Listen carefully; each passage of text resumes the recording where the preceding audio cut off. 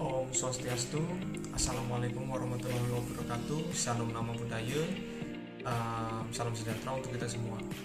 In this video, I will explain about Metallurgy for the Non-Metallurgist, chapter 15. But the first, I want to introduce myself. My name is Putra Hutabarat with Studi ID number 2305531 I am from Mechanical Engineering Study Program from Engineering of Fakultas and Udayana University. Next, main reference is the main reference Metallurgy for the Non-Metallurgist, second edition. Next, chapter 15, coping with corrosion. The word corrode is derived from the Latin corrodere, which means to daw away.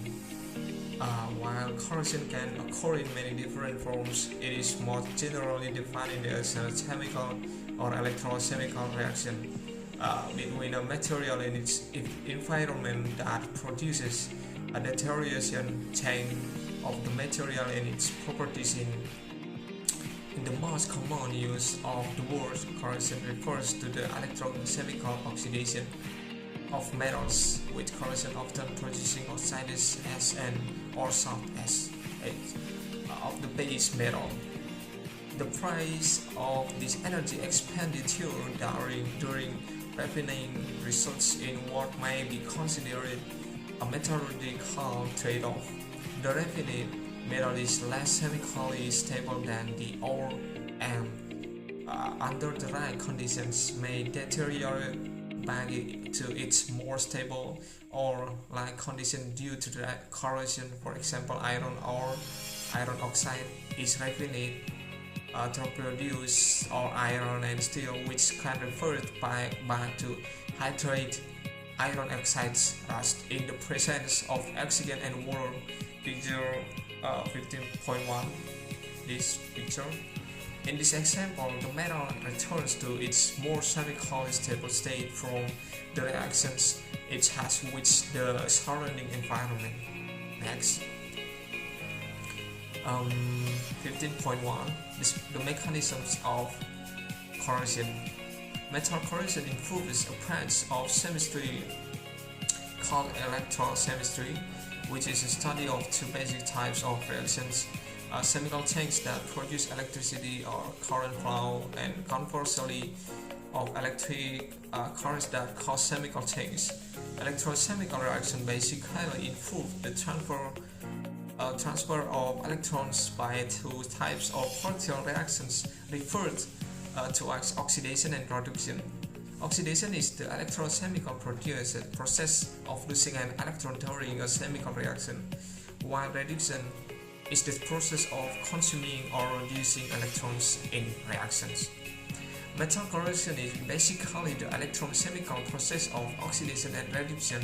Figure 15.3. Oxidation occurs at a site on the metal surface where metal atoms dissolve from the solid and enter the environment or solution as a positive ion or cation. This formation of metal cation and in plus occurs with n number of electrons with a charge of remaining in the solid. Oxidation is also referred to as the anodic reaction because the location is similar to that of the anode in a battery. The anode is where metal corrosion and weight loss occur. Next, metal corrosion is basically the electrochemical process of oxidation and reduction. Picture 15.3. Oxidation occurs at a seat on the metal surface where metal atoms dissolve from the solid and enter the environment or solution as a positive ion or cation. This formation of a metal cation and plus occurs with n number of electrons with a charge of Ma remaining in the solid. Oxidation is also referred to as the anodic reaction because the location is similar to that of the anode in a battery. The anode is where metal corrosion and weight loss occur. Corrosion tells batteries, but oxidation and reduction reactions must take place for corrosion to occur. During metal corrosion, the areas over which the anodic and cathodic reaction occur may but vary greatly from areas of few atoms apart to areas extending to hundreds of square meters. Many small corrosion cells can form over the surface of one material. For example, consider the example of the two metals, iron and zinc, separately immersed in a weak mineral acid as shown in figure 15.4. 15.4 is picture. Galvanic series.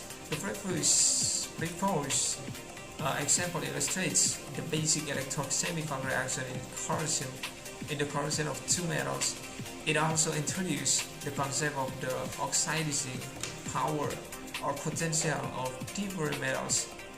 The oxidizing power of metal is its ability to uphold up a voltage or electromotive force or EMF from removal or addition of electrons by the electrochemical processes of oxidation or reduction.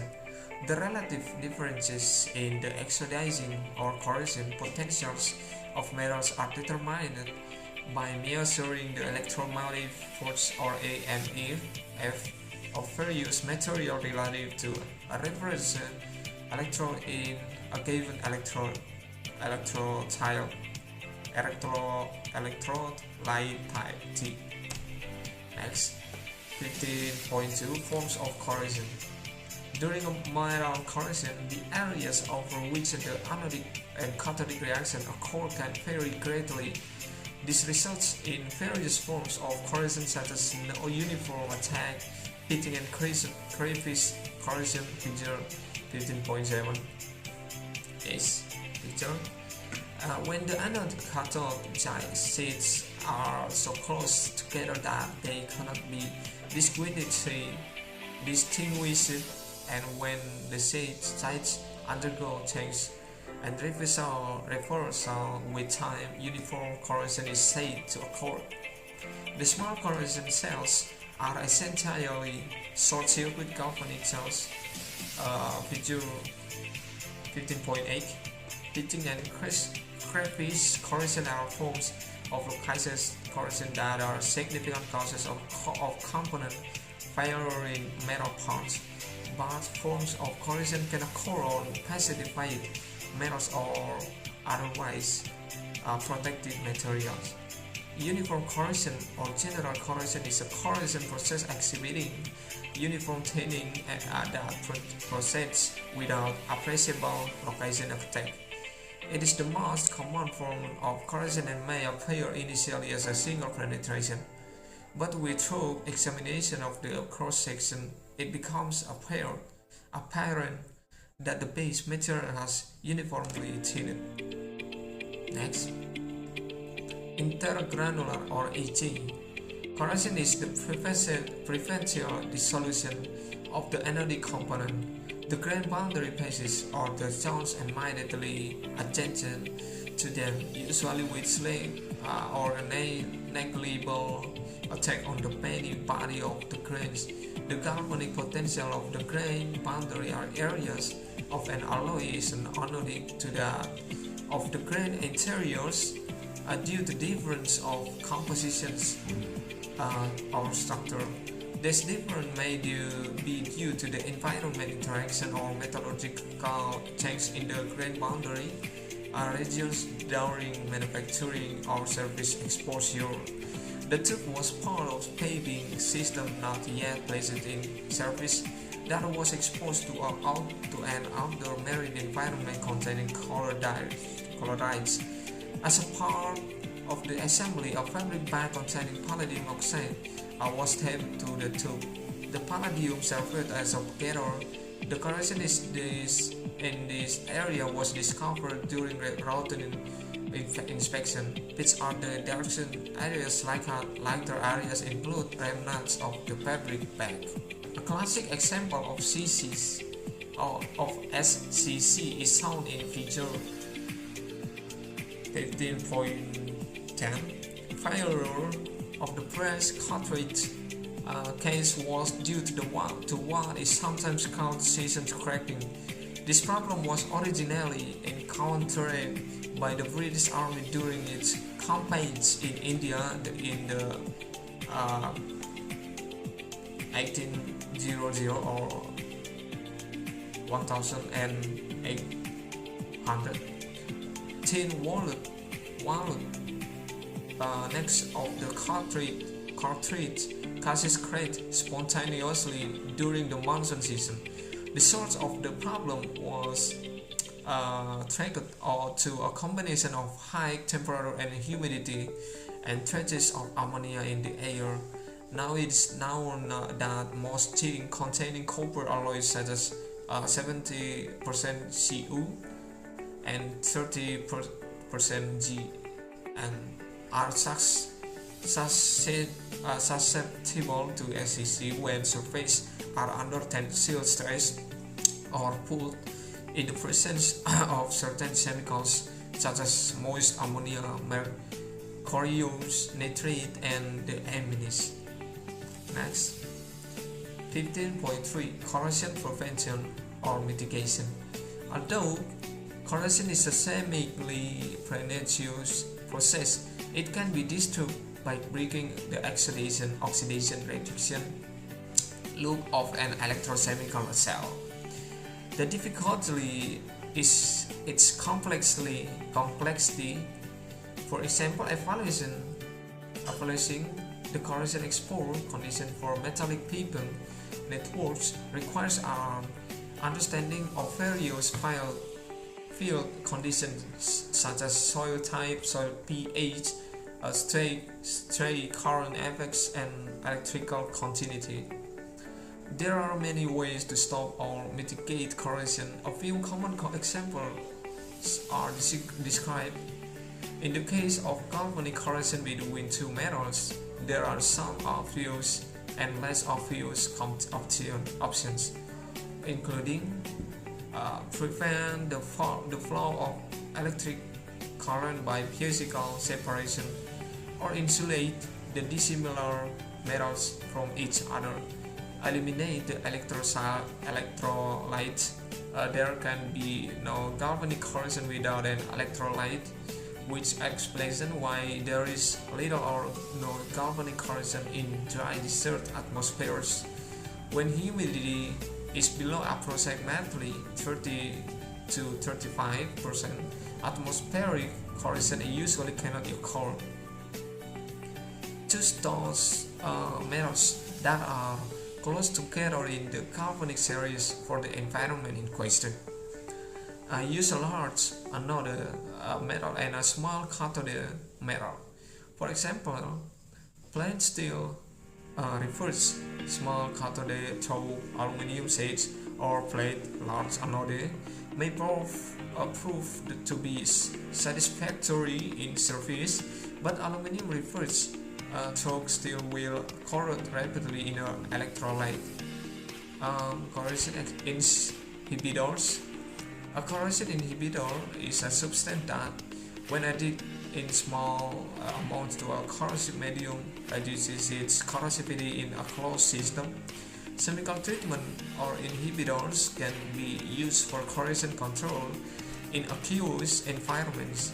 Inhibitors are defined as a chemical substance or combination of substances that, when present in the environment, prevent or reduce corrosion without significant reaction with the components of the environment. An example of this principle is the use of antifreeze in cars. Cooling systems contain dissimilar metals such as gray, cast iron, aluminum, copper, brass, tin, lead, solder, and steel. Cathodic protection. The two types of cathodic protection are sacrificial anode protection and impulse current protection. The prior example of zinc and iron in an acid is an example of cathodic protection with a sacrificial anode. Sacrificial anode protection is the simplest method. A material that is more anodic than the metal to be protected becomes shock resistant. Next. Okay, impressed current cathodic protection requires buried anodes and an electrical connection between the protected extractor and the current source. A power rectifier supplies DC to the buried electrodes, the structure and the anode. The DC source refers to natural polarity and allows the materials to act as anodes. A typically implicit current system of a buried pipeline is shown in figure 15.13. The iron pole page diagram of this figure 15.13, and this is the iron pole page diagram figure 15.14 illustrates the possibility for multiple states: corrosion, active state, passivity, and immunity. In the region of potential and pH values defined by Fe and Fe203, the solid compounds thermodynamically stable in these conditions. The initial corrosion process forms a very dense and usually thin and impervious layer of iron oxide and oxide hydroxides that acts as effective physical barriers between the metal and corrosive atmosphere. Due to this physical barrier, oxygen and water molecules cannot easily penetrate and reach the underlying metal surface. Therefore, the corrosion process is effectively stopped and the metal is in a passive state. Okay, I think that's I can explain about chapter 15. If there are error in reading, please forgive me. And the last, I want to say thank you for watching my video and Om Swastiastu, Assalamualaikum warahmatullahi wabarakatuh. Salam nama budaya dan salam sejahtera untuk kita semua. Thank you.